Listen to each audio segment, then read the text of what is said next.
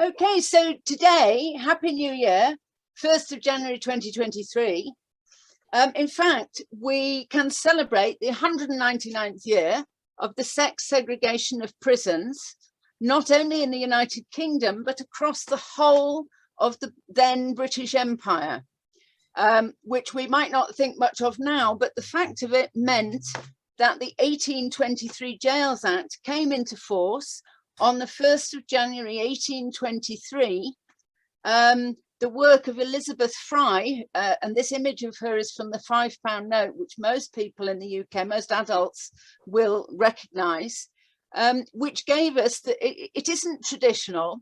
It had to be fought for, and Elizabeth Fry and John Howard, for whom the Howard League for Penal Reform in the United Kingdom is named, both worked extremely hard to get segregation and female warders for female inmates, because they could see that in mixed sex prisons, women and girls, because all ages were put together, were being subjected to sexual violence. And I've read original journals which tell me that. I came across this because I do Quaker history in Russia, and Elizabeth Fry also prevailed on the Russian Tsar in the same way. And that made me dig out this very specific detail. Let's see if I can move it on to the next slide. It's not. Oh, there we are.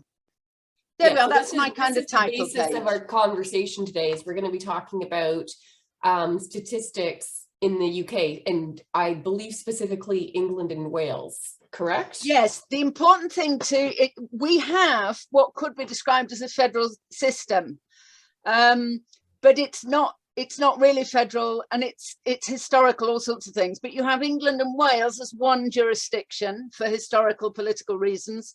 Scotland is a separate jurisdiction, so their prisons fall under the Scottish government. Northern Ireland, a similar thing.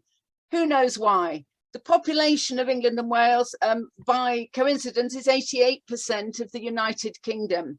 And as you can see on the screen, we've got two of these roundels I've developed to communicate statistical evidence as opposed to the lies and damn lies variety. I think often when people talk about statistics, what's going off in their head is, oh yes, statistics, the lies and damn lies. And that's what people associate.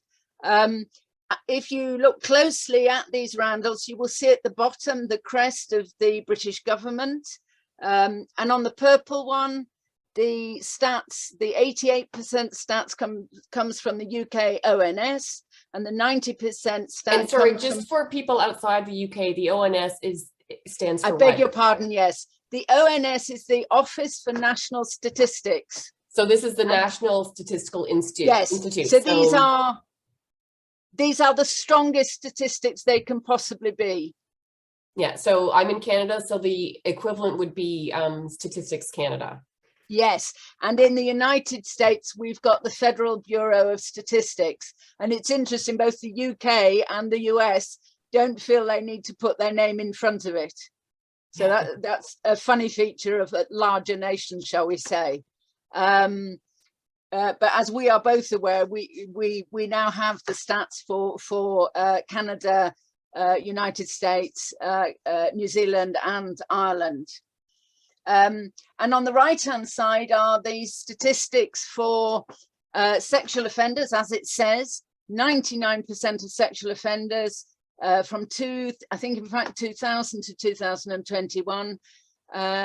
Not only are 99% of sexual offenders male, there is not a single year in the last 2 decades at which that number has dropped below 99. This is a persistent pattern. I went for my second COVID jab, and the dear nurse decided to ask me what I do, for a living. I wish I got paid, but never mind. And I told her this stat, and she literally looked like she'd seen a ghost and said, I had no idea it was that bad. Yeah, and so I think this is a very important statistics, because it's something that we sort of we hypothesize about, and we hear that men are much more likely to be sexual offenders, but here is hardcore data, like it's almost 100%. Exactly that. This is evidence that can be put before any government to say the England and Wales, and that's, if you look more closely, you can see England and Wales is on. You can see that the website where the information is. It's also on Women Are Human, who've been very good about seeing the importance of statistical evidence. And what I've tried to do is incorporate in a single infographic an evidence statement with which, if anybody argues, they just look like a complete idiot. Yeah. So very often in the Twitter squalls, you can see these things going on and people say, oh no, everybody knows. That's the other thing. Everybody knows. Everybody knows most sexual offenders are men. Well, for me, that isn't quite good enough. We do know it. It is right to state it. But because I'm this high functioning autistic and because I'm a Quaker, I go digging for where I can get a solid fact to prove it. And part of the design of these infographics is that people know which country, they know which dates, and they know the source of that information. And so we have what is critical for every single woman and girl to know is that 88% of the sexually offended against, and I've used that term rather than survivors or victim because that just gets messy. And this is, I've chosen it because it's just a factual statement. It's not how we feel about it, it's the fact. So we have the sexually offended against, 88% of that population are female, and 99% of sexual offenders are male. Now, which sexual offenders? As we know, most sexual offenders don't get sent to jail. These sexual offenders are the ones who are sentenced to a custodial sentence.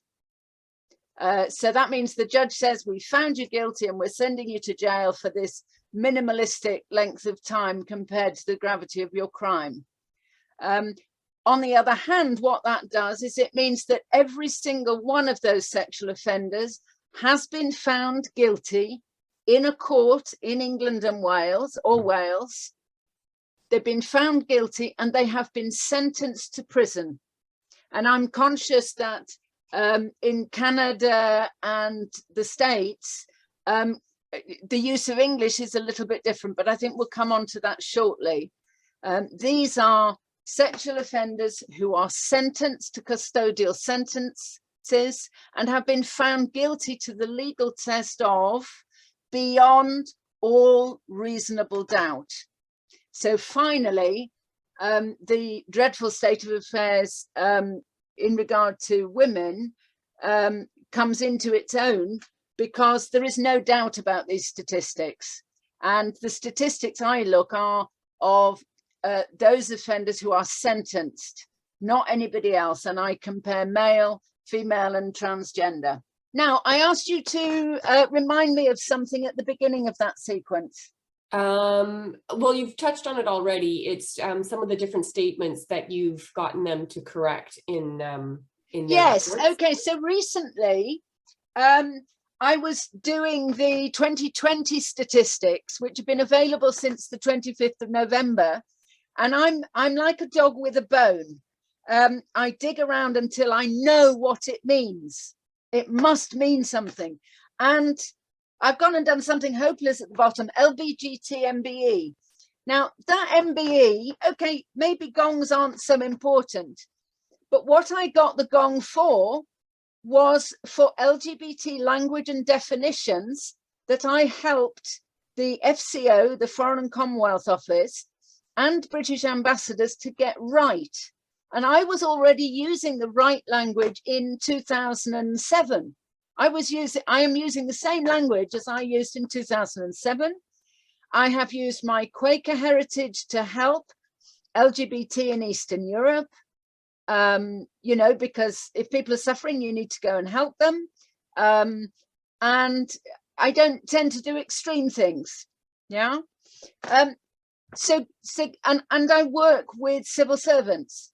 So if I think something needs doing, I write to the civil servant. That's what I do. Now, in this case, I write to the MOJ statisticians and I say, oh, did you notice the mistakes there?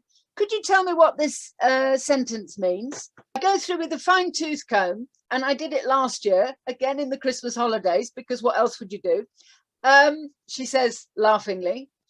And I go through line by line each sentence, and I write an email saying, there's a problem here, there's a problem here, there's a problem here, there's a problem here. And if I'm lucky, they amend it. What I found in 2020-21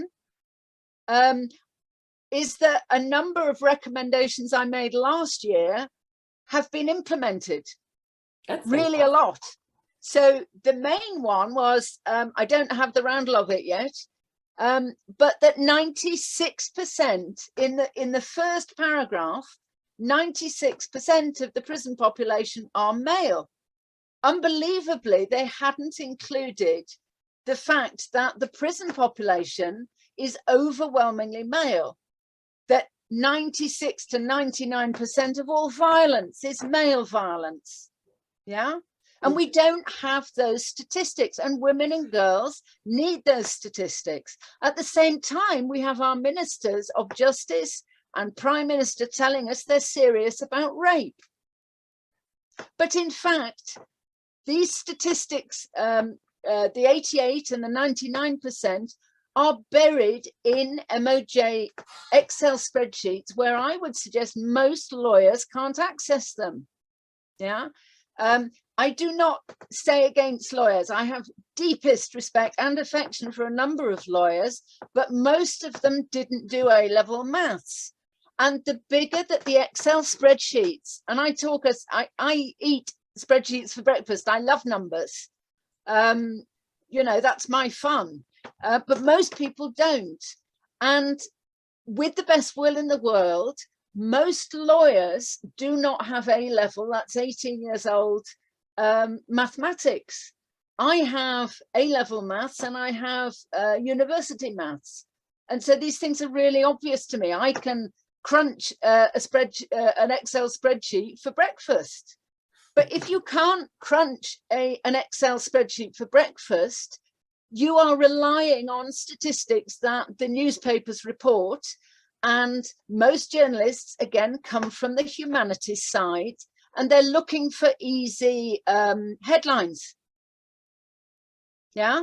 Mm-hmm. So what we're getting is court reports reported in the media, court reports reported in the media, but we're not getting the actual statistics. And that statistic, as you saw, came from the BBC. And we have these figures. So what I do is I say, well, I want to get the strongest possible stats. It's fine for rape crisis to say a number, you know, if that's the strongest stat I can get. But what I discovered was that both the British government, in the form of the ONS, the Office for National Statistics, had a statistic for the sexually offended against.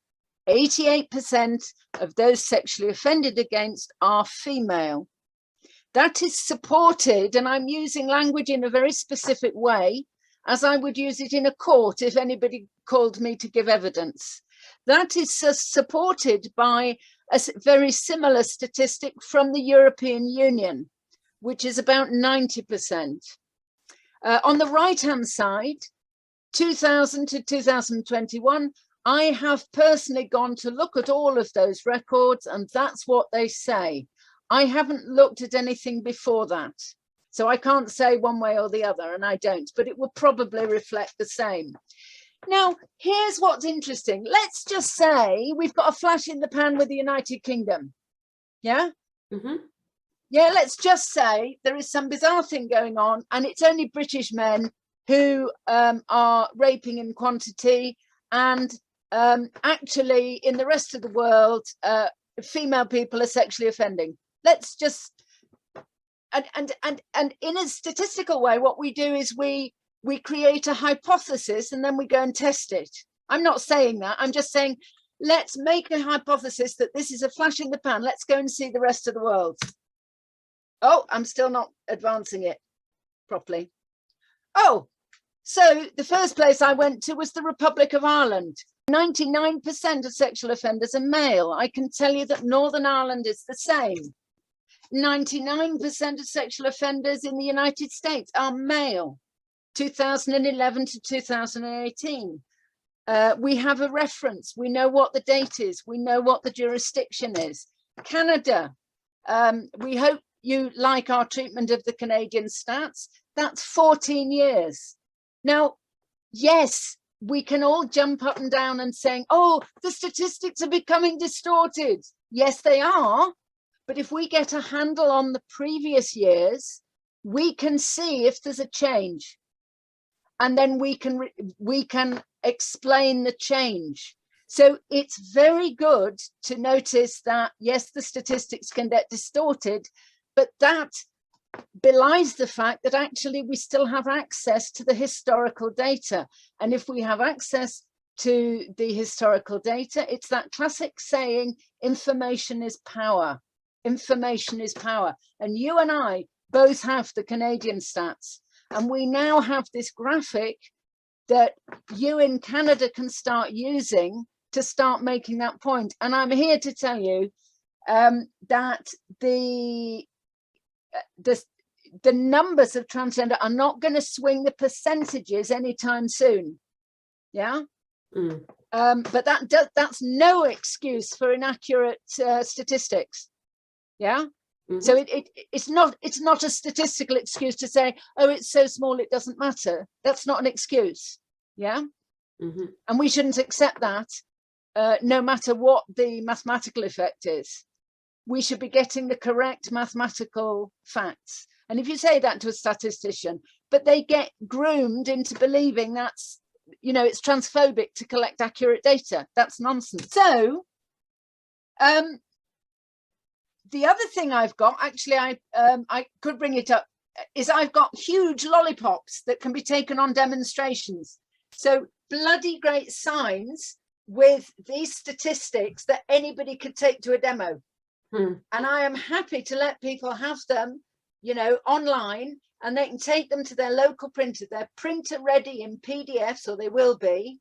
And then we can start getting those stats to the people who need them. And in the first instance, that is the gender critical feminists who are writing to their MPs, who are writing to their congressmen and representatives. Because the facts and the patterns are much more persuasive. I don't know of a single MEP who hasn't had ghastly links of individual trans women who are sexual offenders. I think they've had a bellyful. But if you give them statistics they can use in Parliament, or, you know, whatever, you know, your Congress or whatever. The other thing is that even the ones who are pro-transgender, once they start receiving facts like that, that prevents them from making a statement. They become less sure of their arguments.